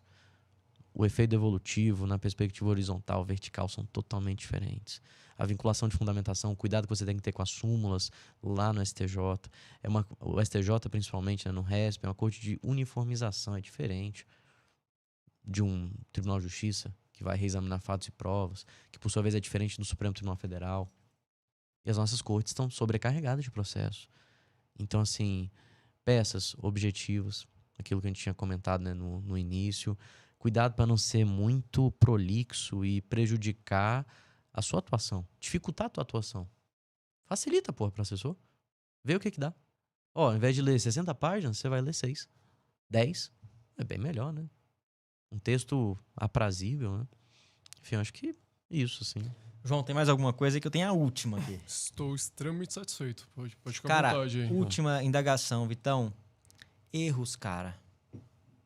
Erros que você cometeu. Que você acha que vale a pena compartilhar? Que, cara, não faça isso, não faça isso. Erros mesmo. E até foi uma questão... Lá no Mind Juice a gente tem uma premissa que é... Não praticamos erros velhos.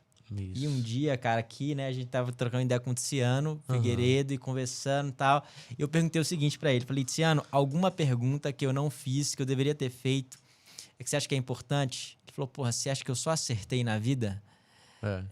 E daí eu sempre agora faço essa pergunta. Erros que o Vitor cometeu, que você acha que vale a pena compartilhar com o pessoal, pra eles não repetirem? Inclusive, um abraço pro Tiziano, um cara que eu gosto bastante. Gente boa. E um excelente criminalista também. Erros, vamos lá. Eu conversei sobre isso de uma maneira transversal, mas no início. Mas quando, por exemplo, um recém-formado acha que todo pedido de revogação vai dar certo. E aí eu focava muita energia ali naquele momento, né, da revogação. Sendo que às vezes eu já podia partir direto pro TJ, pro STJ, já, né? Acho que assim, essa falta de, talvez maturidade, experiência de vida, mas assim, de mapear com mais calma o processo. Às vezes a gente se vê muito afobado no início. O melhor dos intuitos, né? Que é você resolver a vida do cliente rápido. Porque a família te demanda isso. O cliente te demanda isso. Mas assim, essa afobação, eu acho que isso me prejudicava, assim, bastante. Talvez, eu acho que é algo inerente ao ser humano, né? São pouquíssimas pessoas que nunca passaram por isso. Mas assim, a insegurança. A insegurança, eu acho que ela te trava em momentos que você poderia arriscar mais. Você não arrisca. E algo que, assim, pelo pouco que eu já andei, eu cheguei a uma conclusão. Hoje eu sou uma pessoa segura?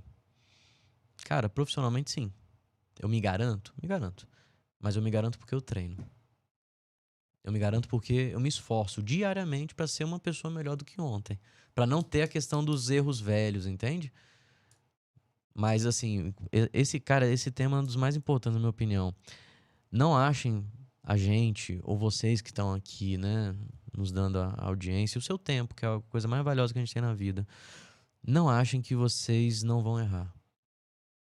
Tenho mais de 10 anos de advocacia, eu tenho certeza que erros vão surgir. Mas o erro a gente consegue perceber olhando para trás, né? Muitas vezes. Na hora ali, a gente não percebe. Então, assim, tem um pouco de cuidado conosco, né? Para não também nos exigirmos a perfeição. A gente nunca vai alcançar a perfeição. Você pegar todas as suas peças. Mas ganhei o caso. Filho, pega a peça, pega o acordo, você vai achar erros. É algo que eu aprendi a fazer, que eu não fazia no início. Ganhei, porra, pra que? Cacete, eles têm que ler o que eu fiz. Não, claro que não. Quando eu perdi, eu ficava, sabe, com aquela agonia de, putz, não quero relembrar isso.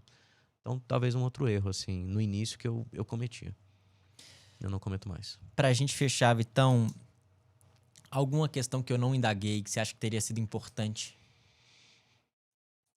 Talvez, já que a gente falou sobre o erro, que seria a minha questão, mas o futuro da advocacia. Por exemplo, seremos substituídos por máquinas? Sendo franco, não. A gente não vai ser substituído por máquina. Mas a inteligência artificial, ela vai ser não só hoje um diferencial na atuação, porque já é um diferencial, nos ajuda, mas poderá ser, eu acho que isso ocorrerá, um limitador, inclusive, de novos acessos à advocacia criminal. O advogado que não tiver um mínimo de conhecimento na inteligência artificial, daqui a 15, 20 anos, vai estar fora do jogo. Não é nem assim, entrar, não entrar. Não, vai estar fora. Não vai conseguir lidar com a dimensão de processo, inclusive não é jabá não, mas eu falo muito isso aqui no meu livro, né, nas sociedades digitais, essa produção massiva de dados e metadados e o cacete. A gente precisa da inteligência artificial para nos ajudar a garimpar o que é importante, o que é lixo, o que não vale para nada, entende? Então, assim, a advocacia criminal vai ser humana, continuar sendo humana, a gente precisa disso, somos uma ciência humana, por excelência, ponto. Agora, a inteligência artificial, ela vai ajudar bastante e vai determinar, principalmente, os novos players. Fantástico, cara. Novos Fantástico. players. E, Vitão, agora um recado final. Se pudesse chegar agora, cara, um áudio seu, a gente sempre faz essa pergunta, Uhum. no telefone aí de todos os advogados criminalistas. Você vai gravar aqui agora, vai sair no WhatsApp de todo mundo Que ali. responsa, hein? O que você falaria pra todos? Olhando pra câmera? Pra câmera. Olha lá, hein? Bom, você, colega que me ouve, independente, eu não te conheço, mas compartilho as suas angústias, as suas agonias, porque meus pés também estão cansados dessa árdua caminhada, cabeça muitas vezes doendo quando chega no final do dia, frustrado pelo sistema de justiça que a gente ainda tem, ou por uma luta que a gente tem que travar e tantas vezes uma luta injusta, ingrata. Eu queria te dizer o seguinte, você não só está acompanhado de outros colegas que reconhecem quem você é, que reconhecem o teu esforço, mas eu particularmente eu sou grato à existência de cada um de vocês. Porque se eu não me sinto hoje sozinho como advogado criminalista, é porque eu tenho certeza que estamos ladeados por guerreiros e guerreiras em todo o país. Do mais experiente de todos nós a aquela pessoa que acabou de sentir o cheiro do plástico da carteira da OAB. A luta vale a pena. É muitas vezes ingrata, é uma putaria. Mas ela vale a pena. Escutem o que eu tô falando. Vale a pena não desistir, vale a pena seguir em frente. Não desistam. Não desistam. O nosso país, mais do que nunca, precisa de todos nós criminalistas. Como em muitas décadas não precisou. É um momento sensível da nossa própria democracia. É isso. Massa demais, hein, João? Excelente. Pô, foi o Bom final demais. assim. Pô, Foi forte, né, cara? Bota a Marvel, Tocou né? no coração aí. Vou colocar uma música aí de fundo. Pô. Bota a música da Marvel aí no final. Muito top, bom. né? João, alguma coisa a mais aí, cara? Não, Satisfeito? só queria agradecer, Vitor. Não. Muito prazer Tamo aí. junto, A conversa prazer. foi muito boa. E bom que a gente trabalhou vários pontos que a gente não trabalhou em outros episódios, né? Sim, outras cara. questões aí muito boas. Foi bem legal, bem legal. Vitão, rede social pra galera. Bom, espero que tenham gostado aí da conversa, né? Se for xingar, guarda pra vocês, né? Mas olha só, é o @v_quintieri. Lá eu auxilio colegas, comunidade geral, com explicações sobre direito penal, processual penal, tentando descomplicar um pouco, né? Para que a sociedade possa compreender para evoluir, né? Em termos do sistema de justiça penal. Então, minhas redes estão lá, fiquem, por favor, à vontade. Turma, mais um episódio pra conta. Se você gostou, comenta aqui, curte, compartilha no grupo do escritório, no grupo dos amigos. Isso é uma coisa que é importante. Quando você se inscreve e de alguma maneira interage com esse conteúdo, o YouTube entende que você gosta disso e começa a te recomendar mais conteúdos parecidos com esse. E isso, claro, incentiva o nosso trabalho. Estar aqui, dar um trabalhão, convidar, ajustar as agendas. Tem uma puta estrutura por trás disso aqui que vocês não estão Uma vendo. mega estrutura. Então, efetivamente, isso é importante. Tamo junto, um abraço pra todos e até a próxima. Valeu!